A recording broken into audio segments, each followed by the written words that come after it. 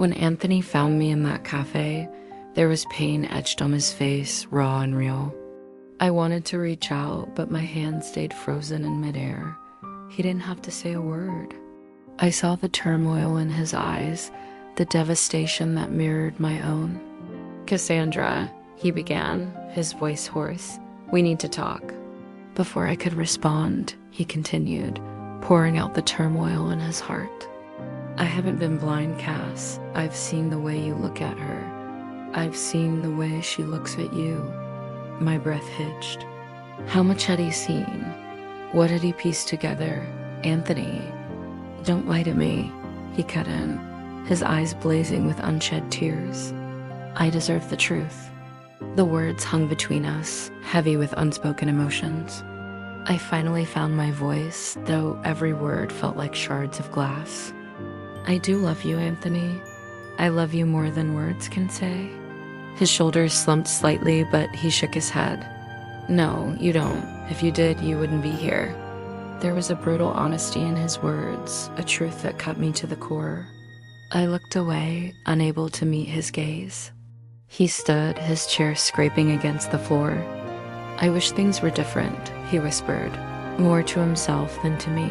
"But you can't love someone who doesn't see you the way you deserve to be seen." The sting of his words echoed long after he left. What had he meant by that? Was it a goodbye? A final severing of the ties that bound us? Days turned into a week, each hour filled with a torment I'd never known. Alicia sensed my turmoil, but I held her away, pushing her questions aside with vague excuses. I couldn't bear to share my pain with her, to dampen the joy that she brought into my life. I should have known better than to try and hide things from her, but I did. For 2 weeks, I shut down, retreating into myself. I couldn't bring myself to tell her, to admit that I'd seen Anthony, to confess the turmoil it had caused, the doubts it had awakened. She found me in our bedroom one evening, my sanctuary, our sanctuary. I barricaded myself in with takeout containers and tissues, trying to piece together the fragments of my heart. "What's wrong, Cass?" she whispered, her fingers tracing the line of my jaw. I looked up, tears blurring my vision. "I haven't been honest with you." The words tumbled out, spilling the secrets I kept bottled up for far too long. "I saw Anthony. He knows." Her grip tightened on my arm. "How much does he know?"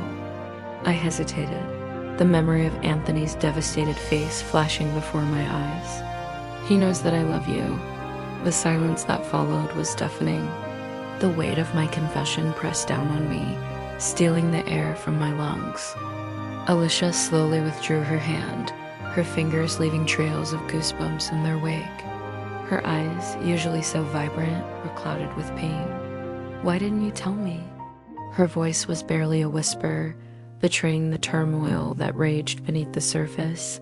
"I was scared," I confessed, the words catching in my throat. "Scared of losing you, of losing what we have." Tears streamed down my face as I reached for her, but she stepped away, creating a distance that felt as vast as an ocean. "I think I need some time alone," she murmured, her gaze fixed on some distant point beyond my reach. The hurt in her eyes, the confusion, the betrayal, it tore me apart. All I wanted to do was bridge the gap, to erase the hurt I'd caused, but I knew it wouldn't be that easy. This time, the path ahead was uncertain, fraught with the peril of losing her. I loved her. God, how I loved her. But I also knew that love wasn't enough. It wouldn't mend the fractured pieces or erase the secrets that threatened to consume us. The question was, could I make things right? Or had I already lost her?